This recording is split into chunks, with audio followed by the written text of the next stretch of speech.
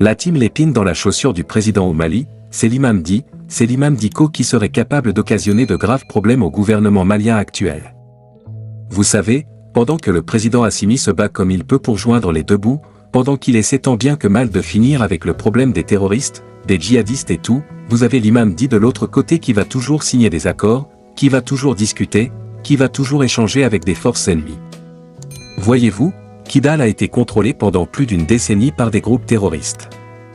Ils ont contrôlé et ils ont tué des populations, ils ont violé des innocents, ils ont massacré tous les villages, ils ont obligé les populations à suivre leur nouvelle façon de faire.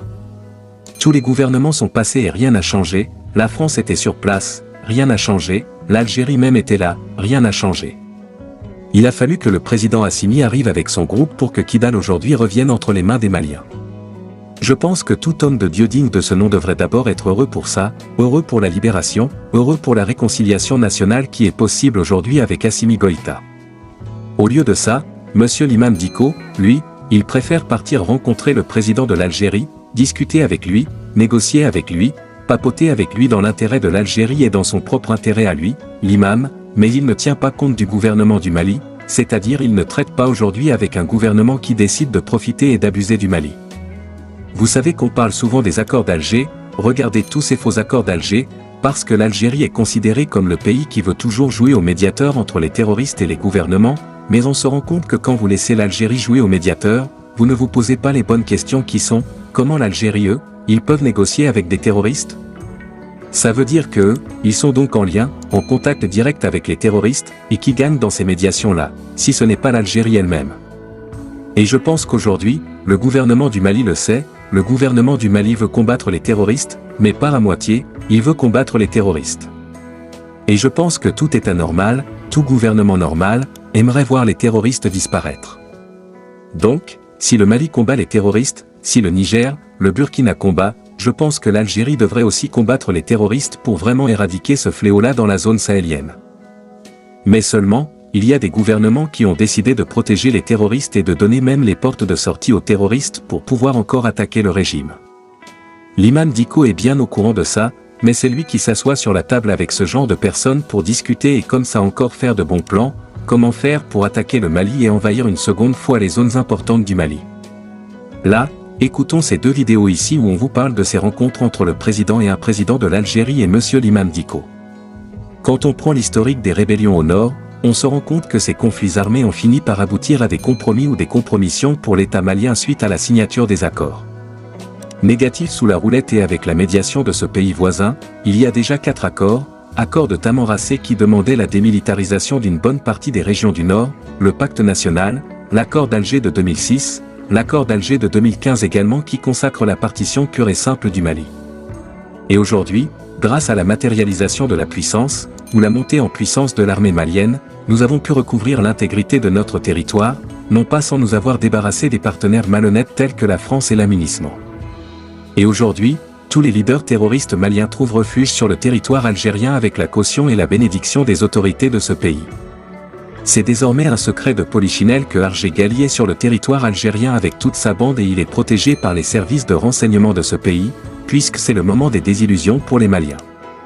C'est aujourd'hui possible de parler de ce voisin rusé que je me rappelle en janvier 2022, quand les autorités maliennes se glorifiaient de l'amitié de l'Algérie, j'avais mis en garde contre la fourberie de ses voisins et beaucoup de Maliens m'ont répondu par des injures, soi-disant que je n'aimais pas le Mali, je n'aimais pas la transition.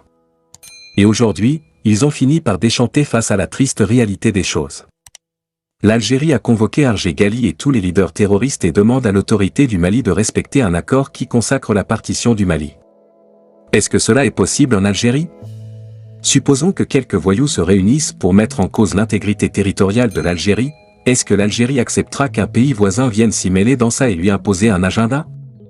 Pourtant, pendant la guerre de libération de l'Algérie, ce n'est pas comme ça que le Mali avait aidé ses pays voisins, quelle ingratitude. Et les terroristes Arjé Ghali et Iyad menacent le Mali aujourd'hui à partir du territoire de l'Algérie, où ils se réorganisent matériellement, militairement, financièrement pour attaquer encore le Mali. Et au niveau de la diplomatie, l'Algérie pousse l'autre qui danse jusqu'à convoquer et à afficher officiellement ses leaders terroristes, sans la volonté, semble-t-il, de l'État du Mali, puisque selon nos informations, l'État du Mali a décliné l'invitation. Une extrémiste on a invité l'imam Dicko aussi, qui a participé, et l'Algérie a affiché cela aussi, l'audience accordée par le président Tebboune à l'imam. Et quand vous regardez l'image, la photo de cette audience, vous verrez le président Tebboune avec 3 Algériens des hautes personnalités, le ministre des Affaires étrangères, le ministre de la Sécurité extérieure, le ministre des Affaires religieuses face à un particulier, l'imam Dicko venu du Mali. Alors, il y a trop de questions à ce niveau. L'imam a été invité et reçu à quel titre? Quel est le rôle qu'il peut être amené à jouer pour la sécurité extérieure de l'Algérie, parce que le ministre de la Sécurité extérieure présent à cette audience, c'était pas pour rien, parce qu'il est question de la sécurité extérieure de l'Algérie. Est-ce que la solution proposée par l'Algérie, certes ça arrange l'Algérie, mais compromettant pour le Mali? Où on se pose la question, est-ce qu'il y a une entente secrète entre l'État du Mali et l'imam Dicko? Est-ce que ça entre dans le cadre d'une stratégie pour ouvrir une négociation entre l'État du Mali et les groupes comme Arjé Ghali et Amadou Koufa? La question vaut son pesant d'or. On sait aussi que l'Algérie a invité beaucoup de personnalités maliennes, assez différentes pour parler, pour certains on a affiché, pour d'autres c'est resté discret et on s'interroge sur les dessins des différentes personnalités invitées. Ça questionne ça suscite beaucoup de musique, d'intrigue. Mais pas l'Algérie, nous a répondu, je vais lire ce que la presse algérienne dit de nous. Là, des journaux algériens contre l'Alliance des États du Sahel, Mali et Goïta. Le journal pro-gouvernemental Elouat en titre, l'Algérie dit que le président Goïta joue avec le feu. C'est maintenant que vous allez peut-être, certains qui ont déjà compris, mais les nouveaux qui arrivent là, c'est maintenant que vous allez commencer à respecter l'intelligence de Keïta. C'est pourquoi ne vous étonnez pas quand, dans des commentaires, on dit que Keïta est en avance sur son temps.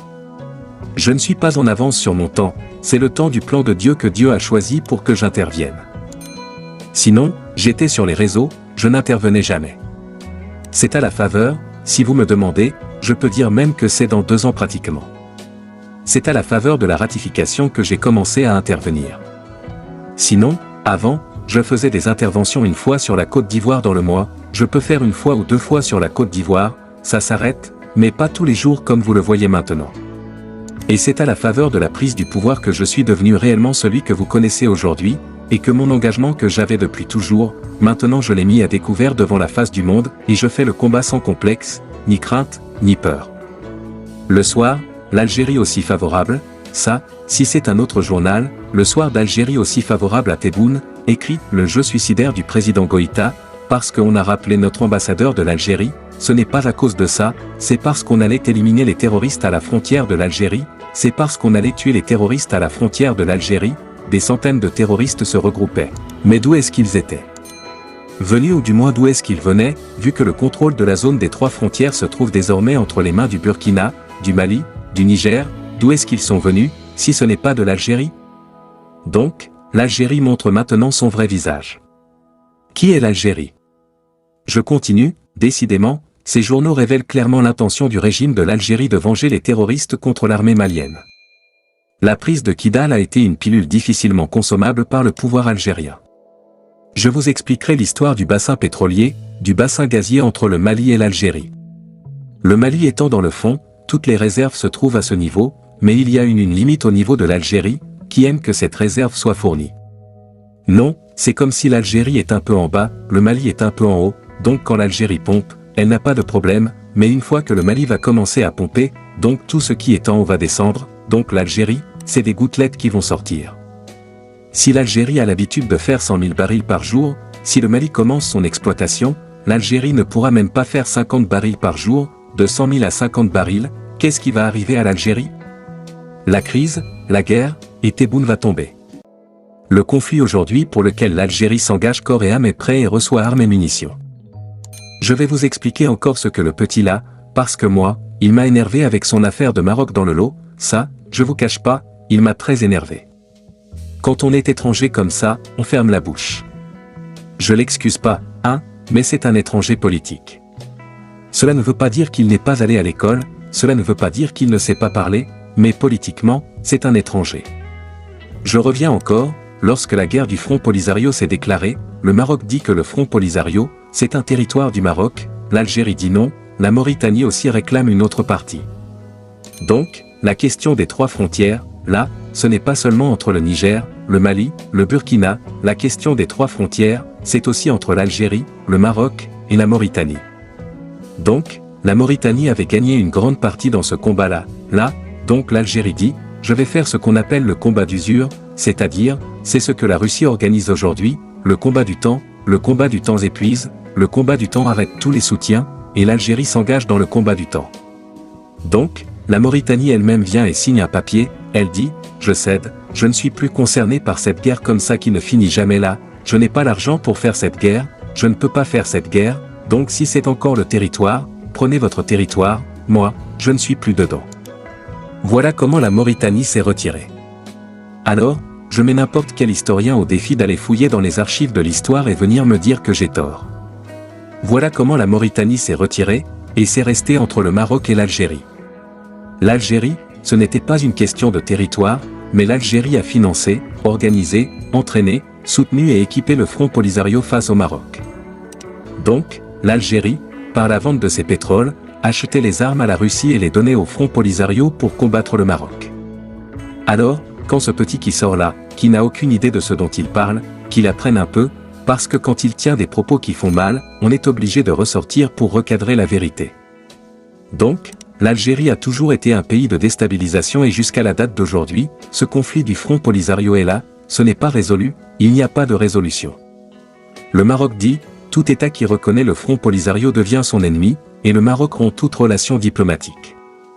Quand l'Union africaine a tenté de le faire, le Maroc a suspendu sa participation de l'Union africaine. Entre le Maroc et l'Algérie, c'est le feu qui brûle. C'est pourquoi je vous ai dit que la France a voulu tabler sur les deux, la France a voulu s'appuyer sur le Maroc en lançant l'initiative atlantique, ouverture des États du Sahel vers l'Atlantique, ça, c'est l'initiative de la France, ce n'est pas le Maroc. Si vous croyez que c'est le Maroc, c'est que vous n'avez rien compris. C'est pourquoi je dis à ce petit, il a intérêt à la fermer, parce qu'il ne connaît pas ça, c'est une initiative de la France, parce que la France ne veut pas perdre. Et cette initiative, si elle réussit, elle remet en cause l'hégémonie, c'est-à-dire la puissance algérienne dans le Sahel, et le Maroc devient désormais le maître, le pont avec qui il faut composer, et non plus l'Algérie. Voilà le jeu, et c'est notre pays qui est utilisé dans ce jeu de troc.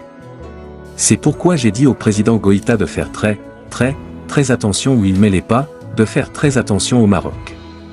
Le Maroc ne vient pas pour nous aider, le Maroc ne vient pas pour nous soutenir, le Maroc vient par rapport à un positionnement géostratégique et affaiblir l'Algérie pour que, pour une bonne fois, la question du Front Polisario soit résolue. Le Maroc veut intervenir au Mali pour mettre un terme au combat du Front Polisario. Est-ce que votre petit, qui crie toujours matin, midi, soir en Côte d'Ivoire là, est-ce qu'il a l'intelligence pour comprendre ça? Moi, quand tu me provoques là, je te réponds.